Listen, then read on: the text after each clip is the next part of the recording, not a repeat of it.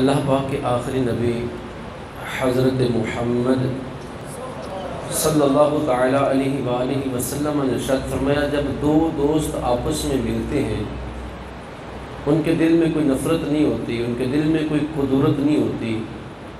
जब दो दोस्त आपस में मिलते हैं और हाथ पकड़ लेते हैं, एक दूसरे का मुसाफ़हा करते हैं और मेरी ज़ात बाबरकत पर दुरूद पढ़ते हैं, तो उनके जुदा होने से पहले अल्लाह उनके गुनाह माफ़ फरमा देता है।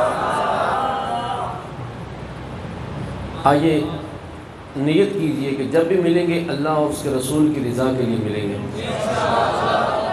इसका फ़ायदा क्या होगा?